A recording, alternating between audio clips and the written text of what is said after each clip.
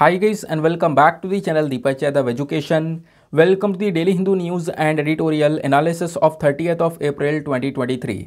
तो गाइज आज है तारीख 30 अप्रैल 2023 और है संडे। देखेंगे आज के द हिंदू कंप्लीट न्यूज़पेपर को एनालाइज करेंगे। बट लेक्चर में आगे बढ़ने से पहले अगर आप लोगों को इस लेक्चर का पीडीएफ चाहिए तो क्या करना है, सबसे पहले डाउनलोड करना है टेलीग्राम, देन उसके बाद जाके सर्च बॉक्स में टाइप करना है Deepak Yadav education UPSC. As you can see guys आप लोगों को ये वाला चैनल मिल जाएगा, इस पर क्लिक करना और जाकर इस चैनल को ज्वाइन कर लेना। ज्वाइन करने से फ़ायदा क्या होगा, यहाँ पर डेली बेसिस पर लेक्चर का पीडीएफ मिल जाता है, डेली करंट अफेयर के वीडियो का पीडीएफ मिल जाता है और डेली बेसिस पर बहुत सारे डिजिटल नोट्स मिल जाते हैं। नाउ बढ़ते हैं आगे बढ़ने से पहले हमेशा की तरह हम लोग अपने लेक्चर को एक मैप के क्वेश्चन के साथ स्टार्ट करेंगे। तो आज आप सभी लोगों को मैप में जाकर देखना है सुखना वाइल्ड लाइफ सेंचुरी को कहाँ पर है ये एग्जैक्टली लोकेटेड, इसको अच्छे से मैप में देखना है। देन उसके बाद आकर नीचे कमेंट सेक्शन में टाइप करना, जिससे कि आप लोग इसको लंबे समय तक याद रख पाओगे। साथ ही साथ एक क्वेश्चन सॉल्व करेंगे जो कि यूपीएससी प्रीवियस ईयर साल 2012 के प्रीलिम्स में पूछा गया था। डेली बेसिस पर हम लोग यहाँ पर एक प्रीवियस ईयर क्वेश्चन को भी सॉल्व करते हैं। क्वेश्चन क्या बोलता है, which of the following parties were established by doctor B R Ambedkar. Doctor B R Ambedkar ji ने इन तीनों पार्टीज में से कौन कौन सी पार्टीज है जिसको यहाँ पर बनाया है। पहली पार्टी का नाम दिया गया है the peasants and workers party of India, second का नाम है all India scheduled caste federation, third का नाम है द इंडिपेंडेंट लेबर पार्टी। नीचे ऑप्शन दिए गए हैं, ऑप्शन ए बोलता है first and second only, option B second and third only, option C first and third only या फिर option D first second and third, यानी तीनों पार्टीज को एस्टेब्लिश किया है। तो इसका सही आंसर सभी को नीचे कमेंट सेक्शन में देना है, एटलीस्ट सभी को उसमें पार्टिसिपेट करना है, जैसे मैं आप लोगों से डेली बेसिस पर बोलता हूं। बाय द वे इसका जो करेक्ट आंसर है वो मैंने आपको टेलीग्राम पर प्रोवाइड करवा दिया है, वहां से भी आप इसको चेकआउट कर सकते हो। और अगर वहां पर आंसर नहीं मिलता है तो भी कोई परेशान होने की ज़रूरत नहीं है, वीडियो के लास्ट में इसके करेक्ट आंसर का डिस्कशन हम लोग करेंगे। तो चलो शुभ आरंभ करते हैं और चलते हैं सबसे पहले थंबनेल वाले इंपॉर्टेंट आर्टिकल की तरफ। तो आज का जो थंबनेल वाला आर्टिकल है वो लगभग सभी न्यूज़पेपर्स के अंदर कवर किया गया है आज का, चाहे वो इंडियन एक्सप्रेस न्यूज़पेपर हो, चाहे वो द हिंदू हो या फिर और कोई दूसरा न्यूज़पेपर हो। तो बात की जा रही है बायजूस के बारे में। तो बायजूस के ऊपर अभी एनफोर्समेंट डायरेक्टरेट ने एक रेड मारा है, एक छापा मारा है और बोला जा रहा है कि कहीं ना कहीं आर्टिकल्स के अंदर कि बायजूस ने फेमा का वायलेशन किया है, that is foreign exchange management act. तो ये एक्ट क्या है इसको समझेंगे, एनफोर्समेंट डायरेक्टरेट के बारे में समझेंगे, प्लस बायजू में आजकल चल क्या रहा है वो भी हम लोग यहाँ पर समझने वाले हैं। करना क्या है, स्क्रीन पर अच्छे से देखो और चीज़ों को सुनते हुए चलना कि मैं एग्जैक्टली क्या क्या बोल रहा हूँ। तो एनफोर्समेंट डायरेक्टरेट ने अभी बायजूस के 3 ऑफिस के ऊपर छापा मारा है, 2 बिजनेस ऑफिस और एक रेजिडेंशियल ऑफिस बेंगलुरु के अंदर में। और आपको पता होगा बायजूस के जो फाउंडर हैं वो हैं बायजू रविंद्रन, जिनका पिक्चर आप इस पर स्क्रीन पर नज़र आ रहा होगा। ठीक है, तो बोला जा रहा है कि इन्होंने कहीं ना कहीं जो फेमा का वायलेशन है वो किया है, इस वजह से सैटरडे में ये एनफोर्समेंट डायरेक्टरेट के थ्रू ये रेड मारी गई है। प्लस अब यहाँ पे बात आती है बायजूस की, तो मुझे नहीं लगता कि जो भी लोग यहाँ पर ये वीडियो देख रहे होंगे उन्हें नहीं पता होगा कि बायजूस एग्जैक्टली क्या है। तो बायजूस एक बहुत पॉपुलर ऑनलाइन एजुकेशन पोर्टल है। इस एजुकेशन इंडस्ट्री में, एडटेक इंडस्ट्री में एक बहुत बड़ी कंपनी आपको ये बायजूस देखने को मिल जाता है। अब हुआ क्या, एनफोर्समेंट डायरेक्टरेट जब बायजूस के ऊपर सर्च कर रहा था और डिटेल्स यहाँ पर निकालने की कोशिश कर रहा था, तो उन्होंने बहुत सारे डॉक्यूमेंट्स और जो डिजिटल डेटा है उसको जब्त किया है। और साथ ही साथ में एनफोर्समेंट डायरेक्टरेट ने ये भी रिवील किया, ये बताया कि बायजूस ने साल 2011 से लेकर साल 2023 तक, ध्यान से सुनना मैं क्या बोल रहा हूँ, साल 2011 से लेकर साल 2023 तक, इन सालों के बीच में लगभग 28,000 करोड़, कितने 28,000 करोड़ रुपए का फॉरेन डायरेक्ट इन्वेस्टमेंट रिसीव किया है।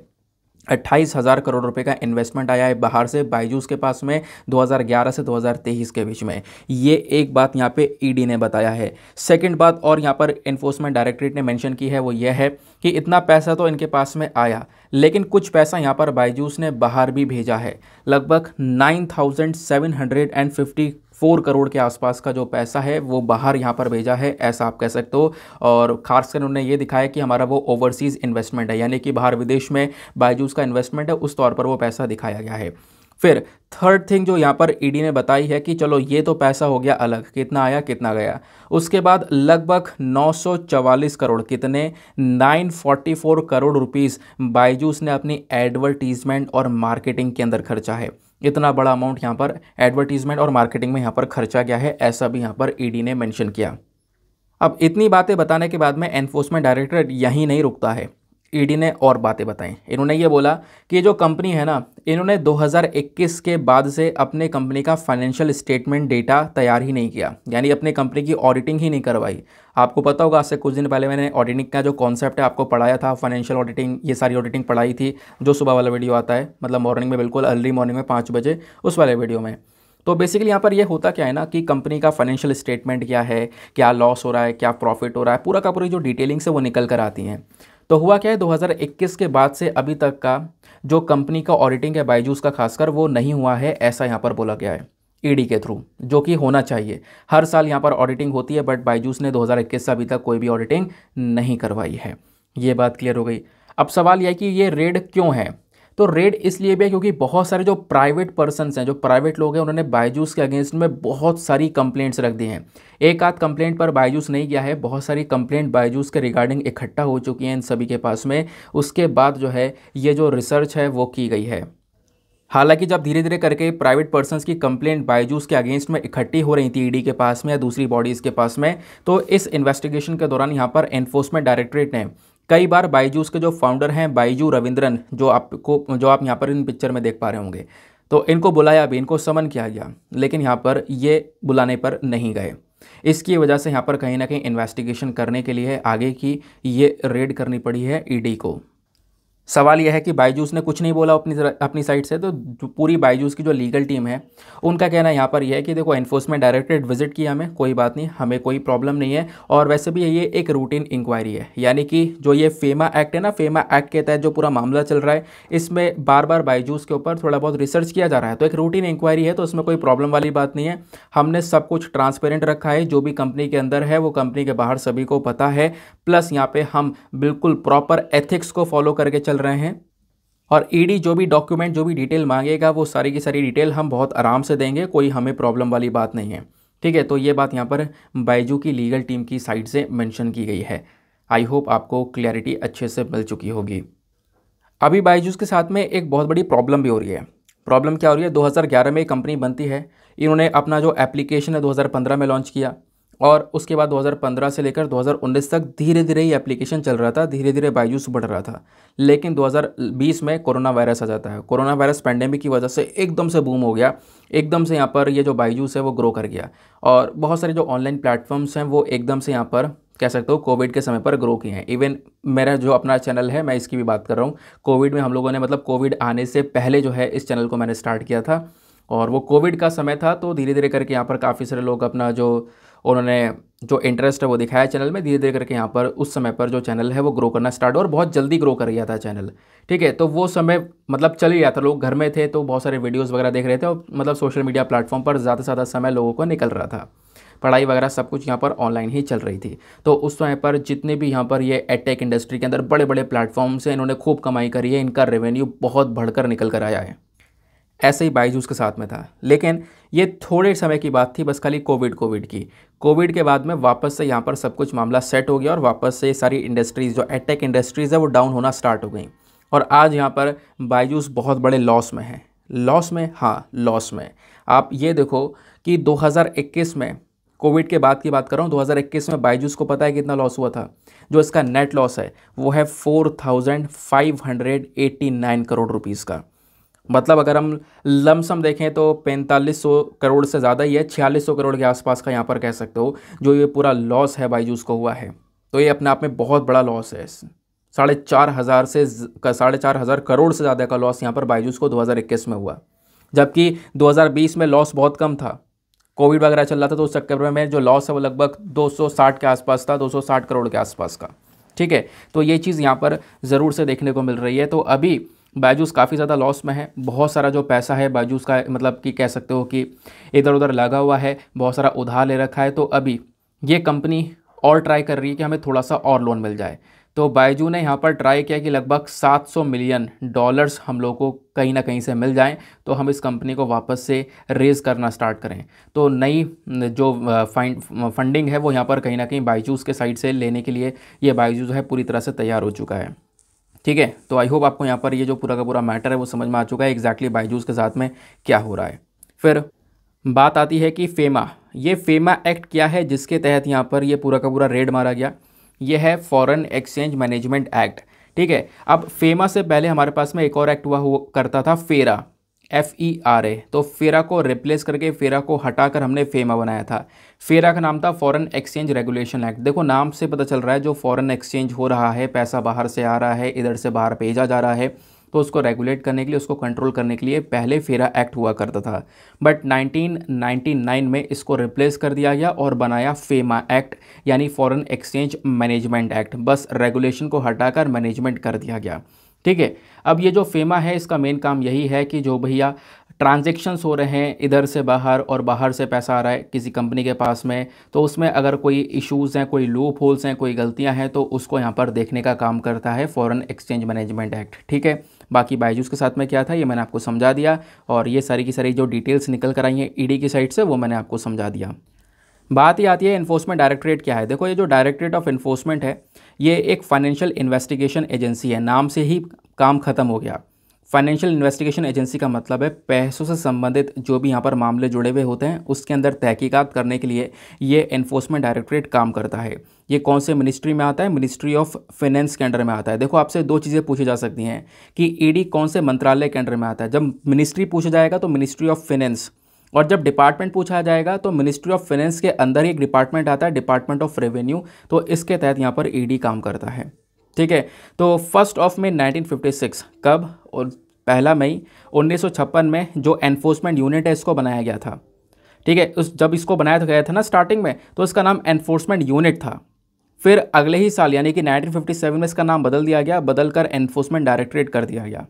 और यह एनफोर्समेंट डायरेक्टरेट दो कानून को लागू करने में काफ़ी मददगार साबित होता है। इसका काम है दो कानूनों को लागू करना। एक है फॉरेन एक्सचेंज मैनेजमेंट एक्ट 1999 जिसके बारे में ऑलरेडी मैंने अभी आपको थोड़ी देर पहले बताया। दूसरा है prevention of money laundering act 2002।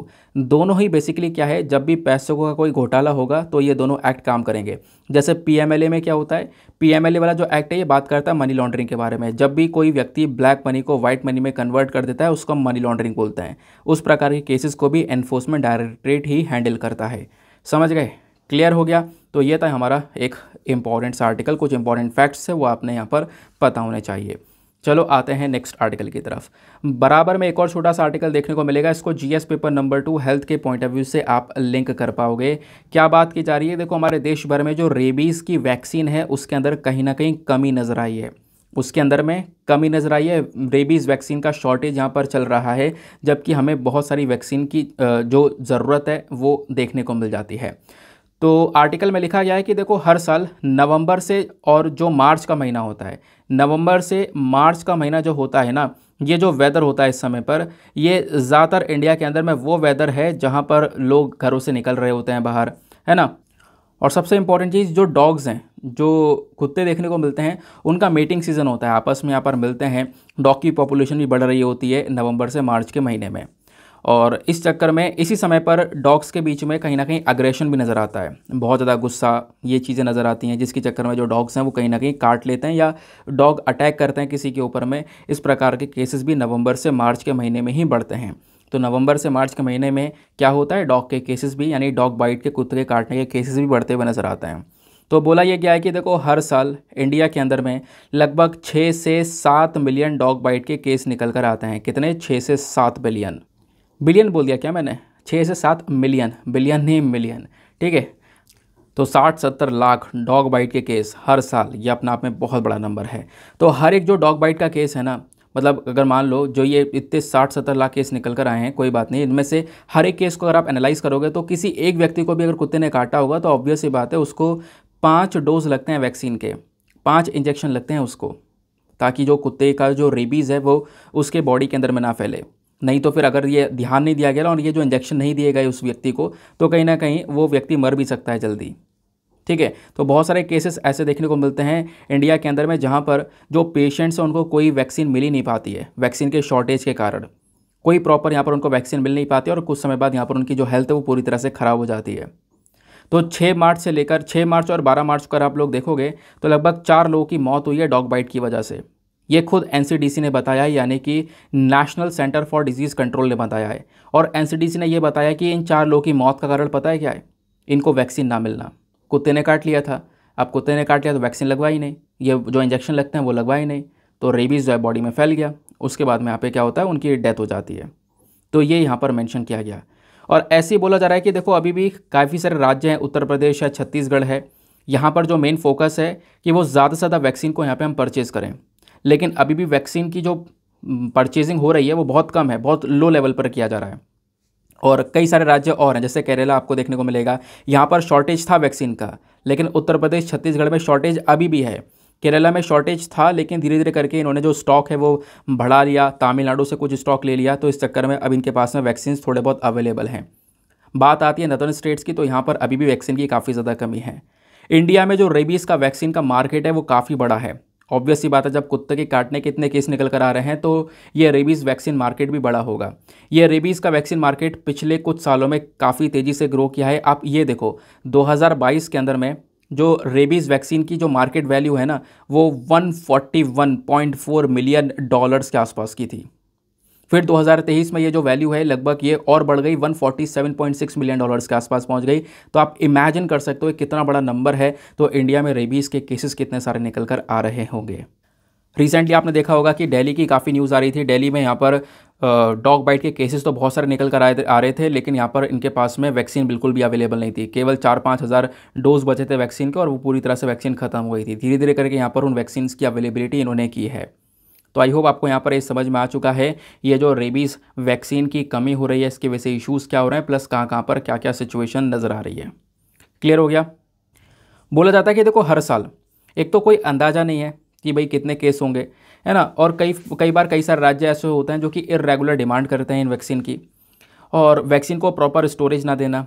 तो इसकी चक्कर में भी जो वैक्सीन का शॉर्टेज है वो हर साल देखने को मिलता है। और ऐसा ही यहाँ पर 2022 में देखने को मिला था और 2023 में भी यही हाल है कि डॉग बाइट के केस बढ़ते जा रहे हैं, और जबकि वैक्सीन के जो शॉर्टेज है वो भी यहाँ पर नज़र आ रहा है, वैक्सीन प्रॉपर मिल नहीं पा रही है। इसकी वजह से रिसेंटली 4 लोगों की मौत हो चुकी है। अब देखो थोड़ा सा हम लोग बात करेंगे रेबीज़ के बारे में, क्योंकि बहुत देर से रेबीज़ हम लोग बात कर रहे हैं इस आर्टिकल में। तो ये है क्या, मतलब कितना खतरनाक है रेबीज़ की, भाई इतने लोग की यहाँ पर मौत हो जाती है।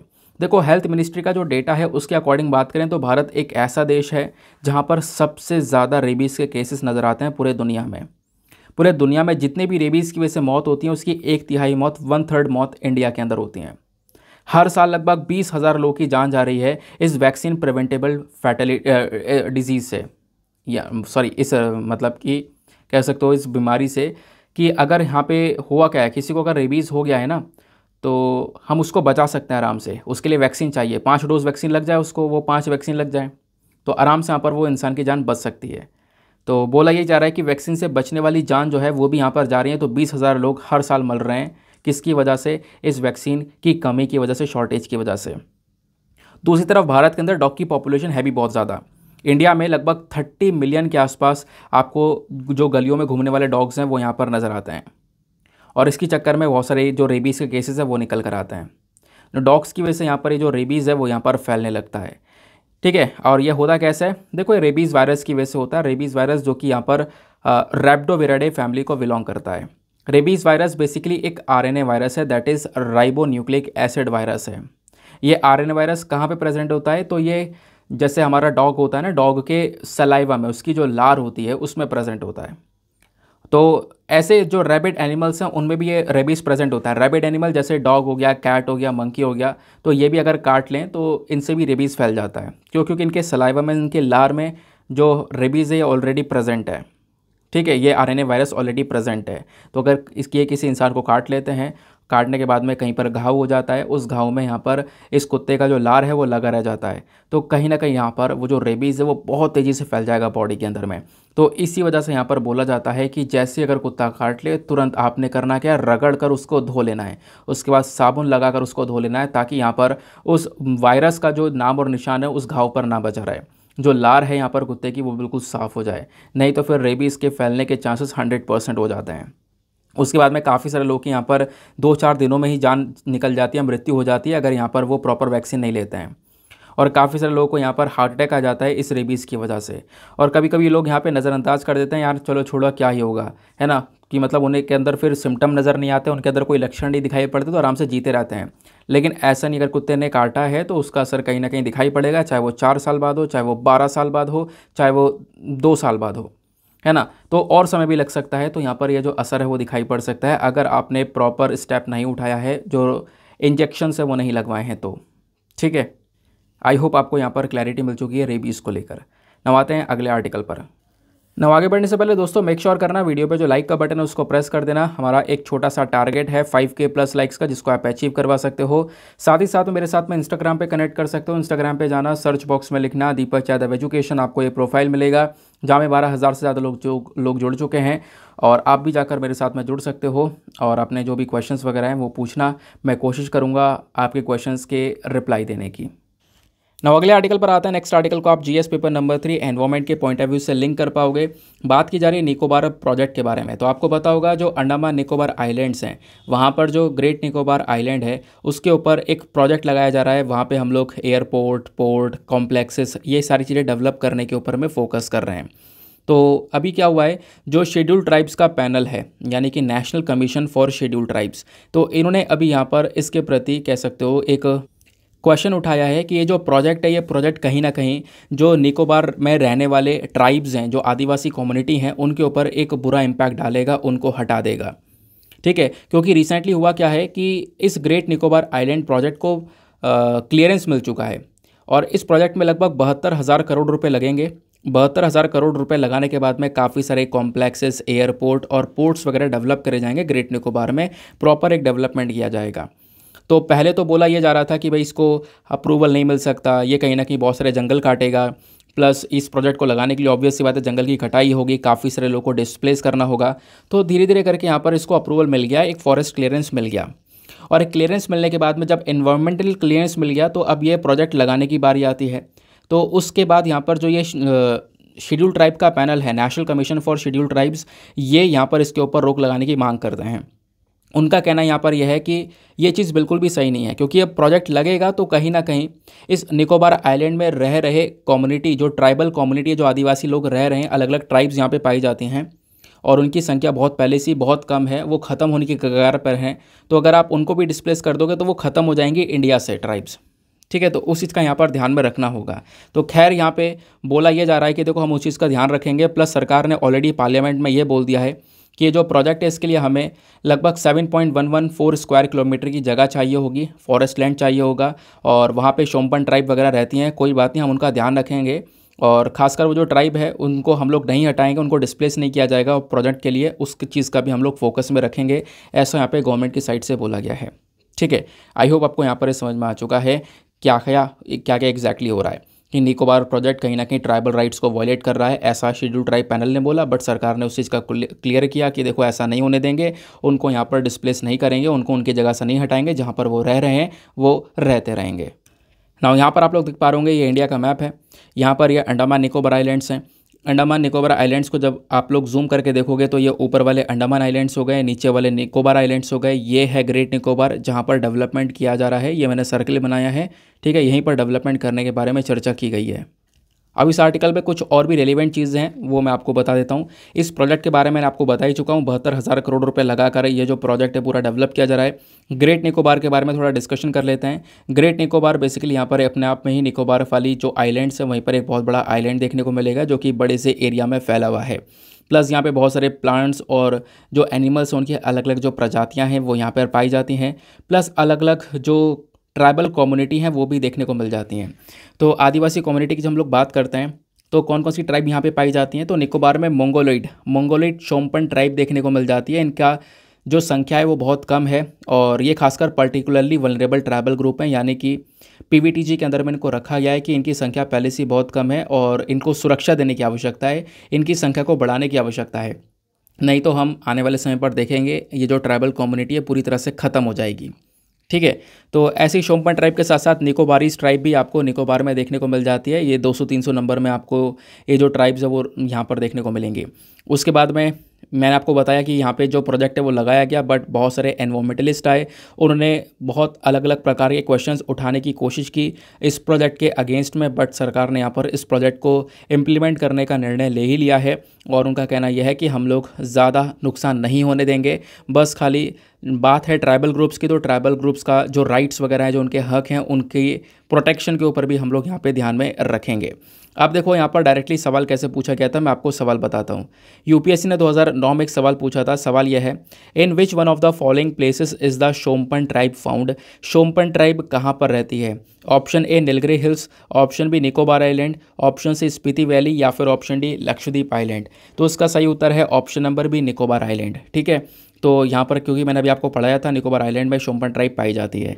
इसी प्रकार से 2004 में भी एक प्रश्न पूछा गया था। प्रश्न ये था कि कौन सी यूनियन टेरिटरी में ओंगे ट्राइब पाई जाती है, ओंगे ट्राइब कहाँ पर रहती है? तो उसका सही उत्तर again option number A Andaman Nicobar island आपको देखने को मिल जाएगा। यहाँ पर ओंगे ट्राइब रहती है। ओंगे ट्राइब के बारे में यहाँ पर आपको ऊपर देखने को मिलेगा। ओंगे ट्राइब भी ऐसी ट्राइब है जो कि इंडिया के अंडमान आइलैंड्स में पाई जाती है। क्लियर हो गया? आई होप आपको ये चीज़ें समझ में आ चुकी हैं। अगले आर्टिकल पर आते हैं। ना यहाँ पे बात की गई है a push for rehab instead of jail time. देखो इंडिया में ना जो ड्रग्स हैं वो काफ़ी ज़्यादा बढ़ते हुए नजर आए। ड्रग्स का एडिक्शन काफ़ी सारे यूथ में बढ़ता हुआ नजर आया है। तो इसको लेकर एक आर्टिकल लिखा गया है। इस आर्टिकल में बोला गया है कि अगर कोई ड्रग्स करते हुए पकड़ा जाता है तो उसको उठाकर जेल में डाल दिया जाता है। इससे अच्छा उसको जेल में ना डालकर उसको एक रिहैबिलिटेशन सेंटर में डालो, यानी कि उसकी जो आदत है उसमें सुधार करने की कोशिश करो। ठीक है, जेल में डाल दोगे, अपना जो सज़ा है वो काट कर बाहर आएगा, फिर से यहाँ पर वो जो ड्रग्स वगैरह है उसको कंज्यूम करने लगेगा, तो उससे कोई फ़ायदा होगा नहीं। तो आपने क्या करना होगा, रिहैबिलिटेशन सेंटर में उन सभी लोगों को रखना होगा जो कि यहाँ पर ड्रग्स का कंजम्पशन बहुत कर रहे हैं और पकड़े जाते हैं। तो कहीं ना कहीं यहाँ पे रख के उनको इन सेंटर में रख के उनकी आदतों में सुधार लाने के ऊपर फोकस करना होगा। इससे वो इंसान सुधर तो जाएगा, नहीं तो फिर जेल में रह कर वो आएगा, सज़ा काट कर आएगा, फिर से यहाँ पर वो ड्रग्स का कंजम्पशन करना स्टार्ट कर देगा। तो उसके बारे में आर्टिकल लिखा गया है। इवन जो हमारी केंद्र सरकार है वो अभी यहाँ पर इस चीज़ के ऊपर में डिबेट भी कर रही है कि जो भी ड्रग्स का कंजम्पशन हो रहा है और इस कंजम्पशन के तहत यहाँ पर जो लोगों को अरेस्ट कर लिया जाता है, यानी कि एक क्राइम है ये, तो क्या इस क्राइम को हमें डीक्रिमिनलाइज कर देना चाहिए, यानी कि इसको क्राइम ना कहा जाए, इसको क्राइम जो घोषित किया जाता है वो मामला ख़त्म कर दिया जाए। तो इसके बजाय करेंगे क्या कि जो भी एडिक्ट होगा उसको सीधा हम लोग ट्रीटमेंट सेंटर में भेजेंगे और वो ट्रीटमेंट सेंटर में उसको ठीक करने के ऊपर फोकस किया जाएगा। तो इसको लेकर यहाँ पर एक डिबेट भी चल रही है। केंद्र सरकार का कहना है कि देखो ऐसा किया जा सकता है, क्योंकि पिछले 2 सालों में आप देखोगे तो ड्रग यूज़ के केसेस बहुत ज़्यादा बढ़ गए हैं। सबसे ज़्यादा केसेस दिल्ली, जम्मू कश्मीर, राजस्थान, सिक्किम, गोवा, चंडीगढ़, पुडुचेरी, त्रिपुरा से निकल कर आए हैं। यहाँ पर बहुत सारे डिस्ट्रिक्ट्स हैं जहाँ पर केसेस बहुत तेज़ी से इंक्रीज़ हुए हैं, ऐसा यहाँ पर बोला जा रहा है। फिर उसके बाद में उत्तराखंड, पंजाब में भी आप देख पाओगे ड्रग एडिक्ट के केसेस जो है काफ़ी ज़्यादा बढ़ चुके हैं। मतलब ड्रग्स का कंजम्पशन इन स्टेट्स में सबसे ज़्यादा हो रहा है। इवन हमारे पास में एक सर्वे हुआ है और सर्वे का जो डेटा है वो भी यहाँ पर रिलीज़ किया गया है। बोला गया है कि ज़्यादातर जो ड्रग्स वाले केसेस निकल कर आए वो एडल्ट्स में निकल कर आए, यानी कि जो जिनकी उम्र 18 से ऊपर है, जो बिल्कुल नौजवान व्यक्ति हैं, वो सबसे ज़्यादा यहाँ पर जो ड्रग्स हैं उनका कंजम्पशन कर रहे हैं, जो चीज़ बिल्कुल भी सही नहीं है। और ड्रग्स में सेडेटिव्स हो गया, ओपोइड्स हो गया, इनहेलेंट्स, कोकेन, इन सब ड्रग्स का यहाँ पर यूज़ किया जा रहा है। आज के समय में जो हमारे पास में एक एक्ट है that is narcotics, psychotropic and substances act 1985। इस एक्ट के तहत यहाँ पर ये चीज़ें बिल्कुल अपराध हैं, क्राइम है। कोई भी व्यक्ति यहाँ पर ड्रग्स का कंजम्पशन करते पकड़ा जाता है, सीधा जेल में डाल दिया जाता है उसे, और 1 साल की सज़ा होती है या फिर उसके ऊपर 20,000 रुपये का फ़ाइन लगाया जाता है इस एक्ट के तहत। तो मतलब ड्रग्स को टैकल करने के लिए, यानी कि कोई भी अगर व्यक्ति ऐसा नशेड़ी है तो उसको टैकल करने के लिए ये जो एक्ट है उसका यूज़ करते हैं। लेकिन ज़्यादातर होगा क्या कि उसको पकड़कर 1 साल के लिए जेल में डाला जाएगा और 20,000 रुपये का उसके ऊपर फ़ाइन लगाया जाएगा, बस। उसके बाद यहाँ पर वो रिलीज़ हो जाएगा, छोड़ दिया जाएगा। फिर उसके बाद बाहर आकर फिर वो ड्रग्स करने लगेगा। तो इससे अच्छा यहाँ पर यही है कि सरकार का एक और सुझाव है कि हम क्या कर सकते हैं इस मामले में। बहुत सारे हम रिहैबिलिटेशन सेंटर्स को, ट्रीटमेंट सेंटर्स को बना सकते हैं, उनको रन कर सकते हैं। और जितने भी यहाँ पर ये ड्रग वाले केस निकल कर आ रहे हैं, जो भी ड्रग कंजम्पशन के केस निकल कर आ रहे हैं, हमें उन व्यक्तियों को ड्रग एडिक्ट ना मानकर, मतलब एक विक्टिम की तरह ट्रीट करना चाहिए, क्रिमिनल की तरह ट्रीट नहीं करना चाहिए। क्योंकि वैसे कोई क्राइम थोड़ा ना किया है उन्होंने, कोई अपराध, कोई मर्डर थोड़ा ना किया है, बस यहाँ पर ड्रग्स लिया है। लेकिन ये चीज़ अपने आप में ख़तरनाक है। तो कहीं ना कहीं हमें इनको क्रिमिनल की तरह नहीं, इनको हमें एक विक्टिम की तरह, एक पीड़ित की तरह ट्रीट करते हुए इनको सीधा ट्रीटमेंट सेंटर में डालो और सीधा वहाँ पर इनका जो उपाय है, जो इलाज है वो करना चाहिए। इनको सुधारने के ऊपर फोकस करना चाहिए, क्योंकि सुधर जाएंगे तो वो बहुत बेहतरीन बात आपको देखने को मिलेगी। इसी के लिए यहाँ पर सरकार ने, आपको पता होगा, नशा मुक्त भारत अभियान चलाया। नशा मुक्त केंद्र बहुत सारे खोल दिए गए हैं जहाँ पर लोगों को नशा छुड़वाने के लिए भेज दिया जाता है कुछ समय के लिए। कुछ समय बाद यहाँ पर वो इंसान वहाँ से, उस केंद्र से निकल कर आता है। तो ऐसे कई सारे जो सेंटर्स हैं वो अभी यहाँ पर ओपन कर दिए गए हैं। बट फोकस ये है कि इन्हीं सेंटर्स को और ज़्यादा बढ़ाया जाए। तो इसको लेकर क्या काम किया जा सकता है, इसको लेकर पूरी की पूरी जो एक डिबेट है वो अभी यहाँ पर चल रही है। आई होप आपको यहाँ पर इस आर्टिकल के रिगार्डिंग एक अच्छे से क्लैरिटी मिल चुकी है। अब मैं आपको थोड़ा सा और डिटेल्स बताता हूँ। देखो, भारत ने ऑलरेडी अपना एक टारगेट रखा है। टारगेट क्या है कि हम इंडिया को साल 2047 तक यानी कि 2047 तक ड्रग फ्री इंडिया बना देंगे, यानी कि ड्रग इंडिया में कहीं से कहीं तक होगा ही नहीं, कोई भी ड्रग का कंजम्पशन नहीं कर रहा होगा। ये हमारा एम है, पूरा मकसद है। ये बात खुद हमारी मिनिस्ट्री ऑफ होम अफेयर्स ने बोली है। ठीक है, अब देखो हम यहाँ पर इस आर्टिकल में कुछ चीज़ें कवर करेंगे। सबसे पहली चीज़ यहाँ पर यह बोला जा रहा है कि इंडिया में जो ड्रग मेनेस है यानी कि ड्रग के केसेस है वो इंडिया में बढ़े हैं। उसके पीछे का रीज़न क्या है, मतलब इंडिया में यूथ ड्रग की चपेट में आ रहा है, उसके पीछे क्या कारण हो सकते हैं। सबसे पहला कारण यहाँ पर यह है कि आप देखोगे पहले क्या हुआ करता था, एक पूरी जॉइंट फैमिली सिस्टम हुआ करता था, है ना। अब धीरे धीरे करके जैसे मॉडर्नाइजेशन हो रहा है, धीरे धीरे करके चीज़ें बदल रही हैं। तो क्या हो रहा है, चीज़ें यहाँ पर बदलते हुए फैमिली के अंदर में दरारें आती हैं, है ना, फैमिली टूटने लगती हैं। तो फैमिली टूटने की वजह से कई सारे लोग जो है ना वो इस रियलिटी को एक्सेप्ट नहीं कर पाते हैं और उस रियलिटी से भागने के चक्कर में सोचते हैं यहाँ पर यार नशे में जो है नशा ही कर लिया जाए इससे बचने के लिए। तो इस चक्कर में धीरे धीरे करके यहाँ पे वो कहीं ना कहीं ड्रग एडिक्ट हो जाते हैं।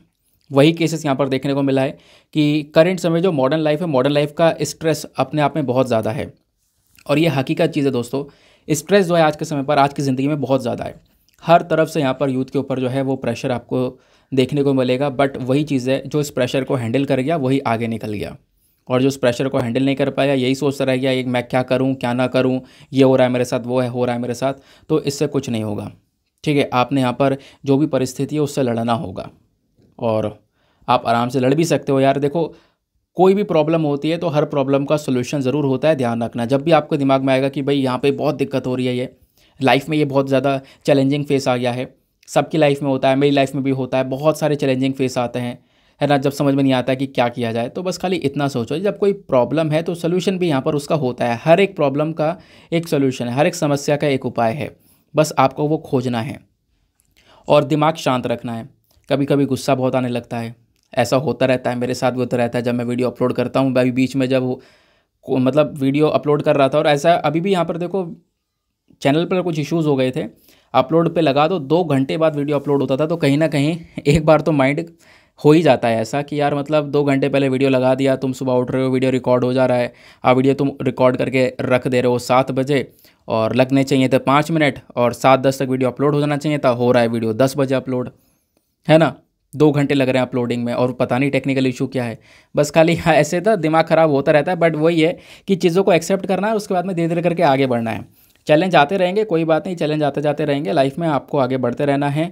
और ऐसा नहीं होना चाहिए उस चैलेंज से बचने के लिए आप कोई दूसरा और गलत रास्ता अपना लो, जैसा भी यहाँ पर ये ड्रग एडिक्ट के साथ में हो रहा है कि बहुत सारे लोग यहाँ पर क्या करते हैं, लाइफ के चैलेंजेस प्रेशर को फेस नहीं कर पाते हैं, सीधा यहाँ पर नशा करना स्टार्ट, ये करना स्टार्ट, वो करना स्टार्ट, जिसके चक्कर में जो ड्रग एडिक्शन है वो बढ़ जाता है। फिर आगे ज़िंदगी के लिए वो और बढ़कर परेशानी निकल कर आती है। समझ गए? अब आगे आते हैं।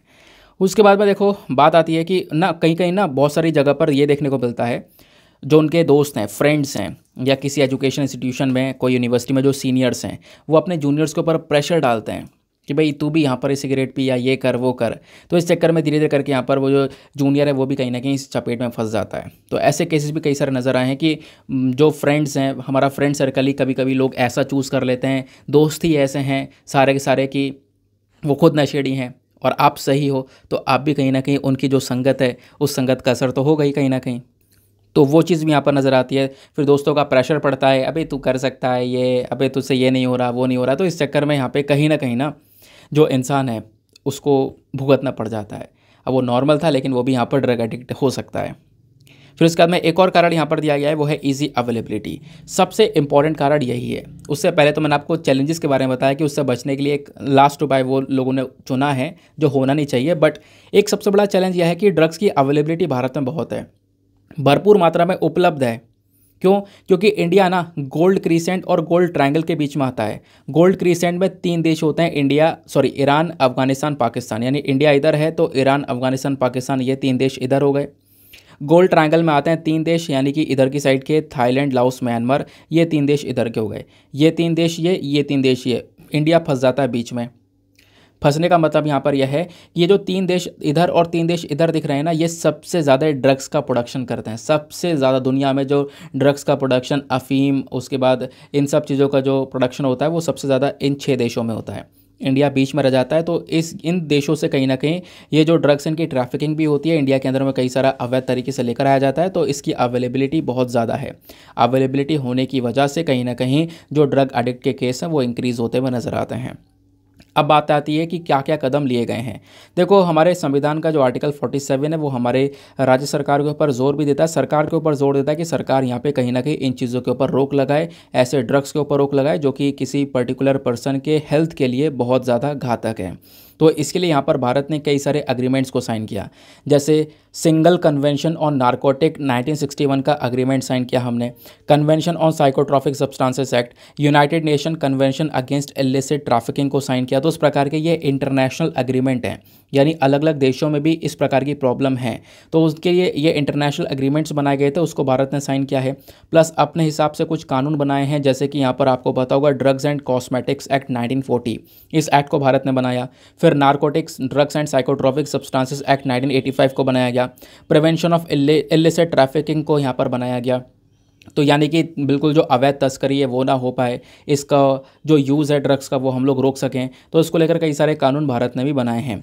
कई सारे इंस्टीट्यूशंस, कई सारी संस्थाएं हम लोगों ने बनाई हैं जो कि आज के समय पर इन ड्रग्स को लेकर काम कर रही हैं, जैसे कि नारकोटिक्स कंट्रोल ब्यूरो को बनाया गया, यानी एक बॉडी को बनाया गया 1986 में। इसका मेन काम है ड्रग्स के केसेस से यहाँ पर लड़ना। फिर उसके बाद में एक और इंस्टीट्यूशन बनाया गया, ministry of health and family welfare. उसके बाद में ministry of social justice and empowerment. इन सब का मेन काम यही है कि जो भी यहाँ पर ड्रग या अल्कोहल से एडिक्टेड व्यक्ति हैं ना, उनको यहाँ पे हम लोग कम कर सकें। और इन पॉलिसीज़ ने, इन मंत्रालयों ने कहीं ना कहीं नई नई पॉलिसीज़ को स्टार्ट किया, और खास साथ ही साथ यहाँ पर ड्रग डी एडिक्शन प्रोग्राम को स्टार्ट किया, यानी कि जो एडिक्शन है लोगों का वो ख़त्म किया जा सके। इस प्रकार के प्रोग्राम्स जो हैं वो स्टार्ट करे गए हैं इनके थ्रू। तो ये काम यहाँ पर लिया गया है, ऐसे ऐसे इंस्टीट्यूशंस ने काम किया है, ऐसा यहाँ पर बताया गया। ठीक है, आई होप आपको क्लैरिटी मिल चुकी है इस आर्टिकल के रिगार्डिंग। अगले आर्टिकल पर आते हैं। नेक्स्ट हमारा साइंस एंड टेक का पेज। आपको पता है आज संडे है, संडे में ना क्या होता है, जो हमारा एडिटोरियल है वो नहीं आता, ना ही यहाँ पर टेक्स्ट एंड कॉन्टेक्स्ट आता है। तो एक लौता पेज आता है जो काम का होता है, वो है साइंस एंड टेक का पेज। तो साइंस एंड टेक पर यहाँ पर 3 आर्टिकल हैं, फटाफट कवर करते हैं एग्जैक्टली यहाँ पर क्या क्या इन आर्टिकल्स का कहना है। सबसे पहला आर्टिकल आपको यहाँ पर ये देखने को मिलेगा, new study finds a way to massively decarbonise steel making. जो स्टील बनाई जाती है ना, तो स्टील की मैन्युफैक्चरिंग के प्रोसेस में बहुत सारा पोल्यूशन होता है, बहुत सारा जो प्रदूषण है वो निकलता है जब स्टील को बनाया जाता है। तो एक स्टडी की गई है और उस स्टडी के माध्यम से एक नया तरीका निकाला गया है कि अगर हम वो तरीका अपनाएंगे, उससे स्टील बनाएंगे, तो कहीं ना कहीं जो प्रदूषण हो रहा है वो नहीं होगा, वो रुक जाएगा। ठीक है, तो पहले आप लोगों को मैं स्टील के बारे में थोड़ा सा बता देता हूँ, हम स्टील के ऊपर इतना फोकस क्यों करना चाहिए। क्योंकि देखो, जब भी बात आती है स्टील के प्रोडक्शन के बारे में, मैन्युफैक्चरिंग के बारे में, तो इंडिया दुनिया में 2nd लार्जेस्ट स्टील मेकर है।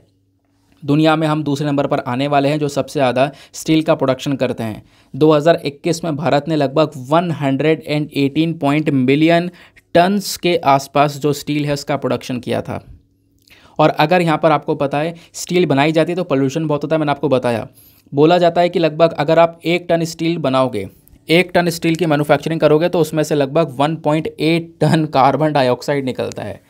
मतलब कि बहुत ही बड़ा नंबर हो गया। 1 टन स्टील बनाओगे तो 1.8 टन कार्बन डाइऑक्साइड रिलीज़ होगा।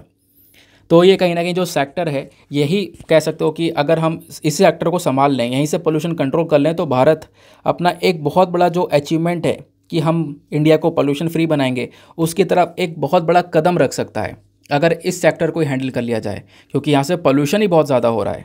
तो उसके लिए एक नया उपाय निकाला है यहाँ पर जर्मन स्टडीज़ ने। और वो उपाय क्या है, इन्होंने यहाँ पर ये बोला है, जब स्टील बनाते हैं ना, तो जो केमिकल रिएक्शन करवाते हैं वहाँ पे हमें हाइड्रोजन का यूज़ करना चाहिए। अभी क्या यूज़ करते हैं, फिर अभी हम कार्बन का यूज़ करते हैं। कार्बन, जैसे जो कोक हो गया, कोक जो है एक प्रकार का कोयला होता है जिसमें कार्बन कंटेंट बहुत बहुत ज़्यादा होता है। तो अभी हम कार्बन का इस्तेमाल करते हैं स्टील को बनाने में, तो पोल्यूशन का इस्तेमाल कर रहे हैं, निकल कर ही पोल्यूशन ही आएगा। तो इससे अच्छा हमें क्या करना चाहिए, हाइड्रोजन का यूज़ करना चाहिए। तो हाइड्रोजन का यूज़ कर सकते हैं केमिकल रिएक्शन में। हाइड्रोजन क्या करेगा, आयरन और आयरन ऑक्साइड को सेपरेट कर देगा। बट आज के समय में हम कार्बन का यूज़ करते हैं और कार्बन ही सबसे बड़ी प्रॉब्लम है। ठीक है। अब हाइड्रोजन से ये होगा, थोड़ा प्रोसेस स्लो हो जाएगा, बट धीरे धीरे हम कुछ और जो टेक्नोलॉजीज़ है वो ऐड कर सकते हैं जिसकी वजह से स्पीड को बढ़ाया जा सकता है। तो जो नई पेपर है, इस नए पेपर के अंदर में जर्मनी के साइंटिस्ट हैं, उन्होंने ये पूरा का पूरा जो रिसर्च है वो पब्लिश किया है और उन्होंने पूरा का पूरा एक्सप्लेनेशन दिया है कि जो स्टील होती है, स्टील में काफ़ी सारा कार्बन होता है और स्टील को बनाने के लिए कार्बन का यूज़ किया जाता है, बट हम इस कार्बन को रिमूव कर सकते हैं, कार्बन को हटा सकते हैं, कार्बन की जगह हाइड्रोजन का यूज़ किया जा सकता है इस केमिकल रिएक्शन प्रोसेस के अंदर में। और अगर हम लोग हाइड्रोजन का यूज़ करना सीख गए तो इससे जो कार्बन निकल कर आ रहा है वो कार्बन नहीं निकलेगा, ऐसा यहाँ पर कहना है। जो ये जर्मन टीम है इनका कहना यहाँ पर यह है, इन्होंने एक फेस फील्ड मॉडल का यूज़ किया, इलेक्ट्रॉन माइक्रोस्कोपी का यूज़ किया, ताकि डिस्कवर कर सकें कि अगर हम हाइड्रोजन यूज़ करें स्टील बनाने में तो क्या होगा। तो जब इन्होंने हाइड्रोजन का यूज़ किया इस रिएक्शन में तो बोला यह गया कि इसमें से जो ऑक्सीजन है ना, जो ऑक्सीजन निकलता है ना, वो ऑक्सीजन निकला और ऑक्सीजन निकलने के बाद में उसने वाटर को फॉर्म किया।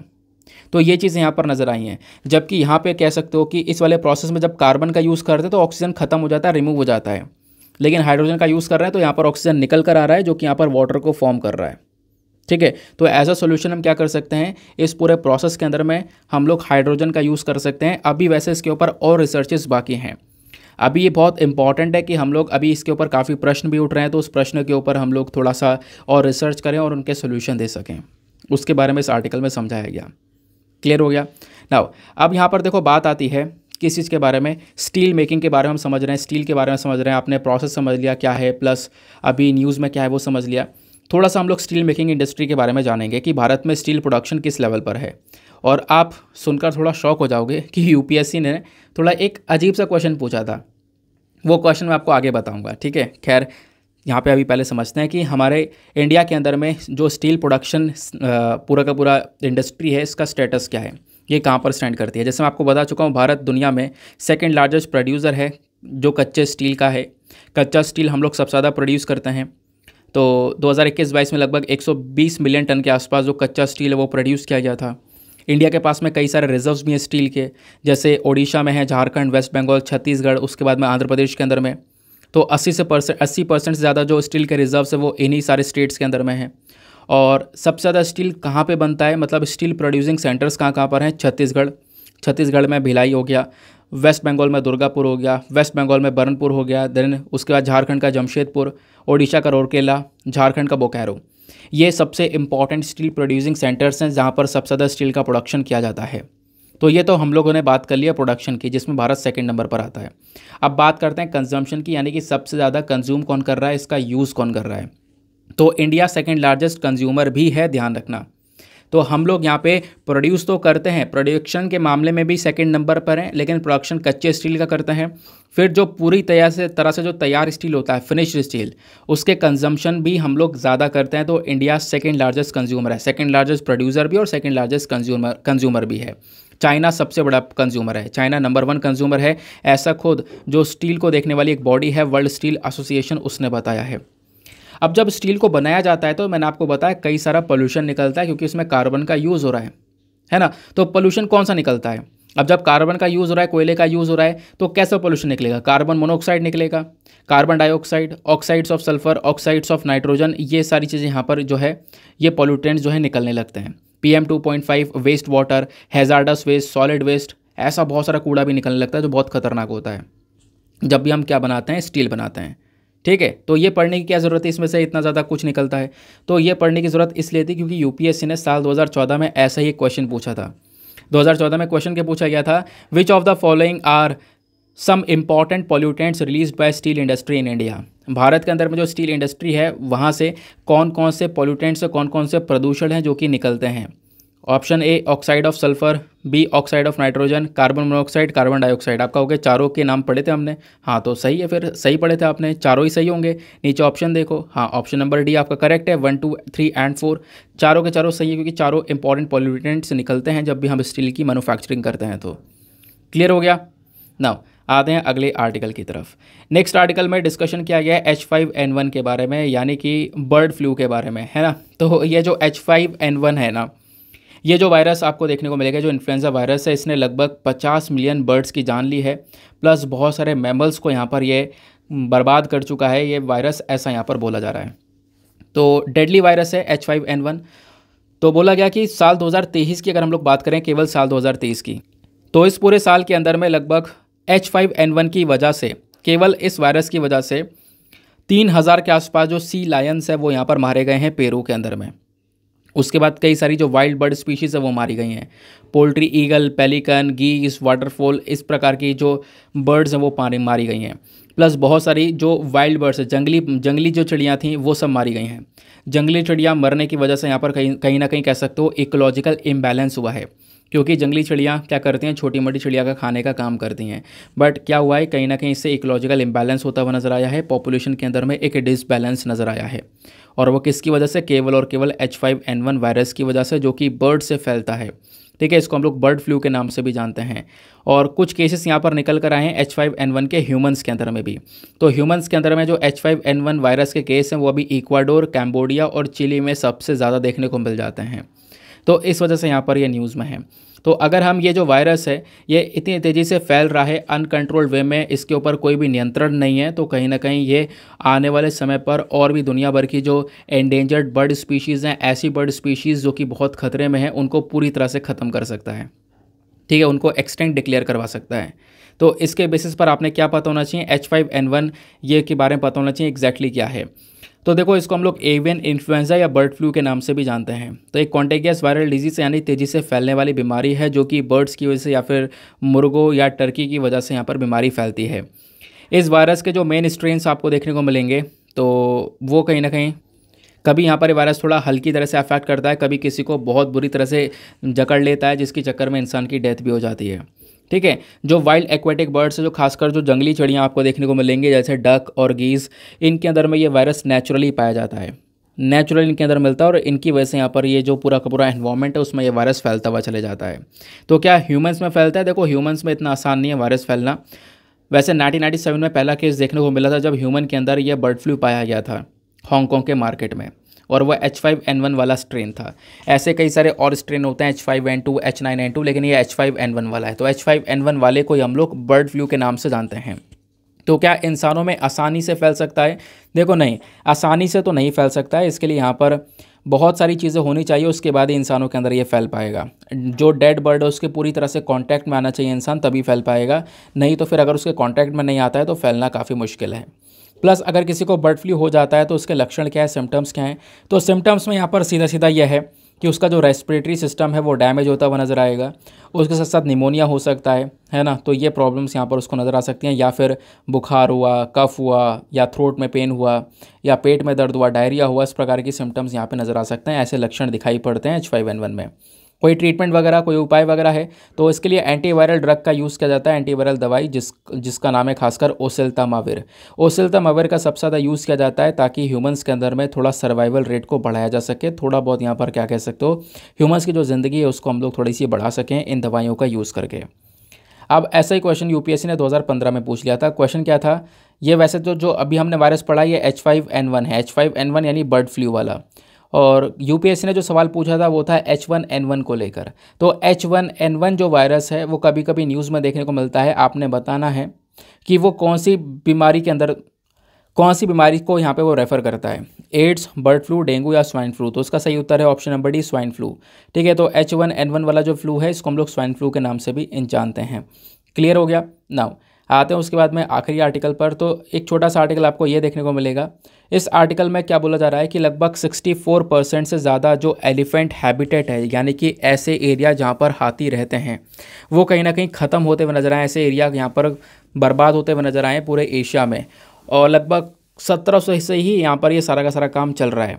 जो हैबिटेट्स हैं, जो ऐसी जगह है जहाँ पर एशियन एलिफेंट्स रहते हैं, उनको रहना काफ़ी ज़्यादा पसंद है, वो एरियाज़ पूरी तरह से डैमेज करे गए हैं पिछले कुछ सालों के अंदर में, कई सौ सालों में।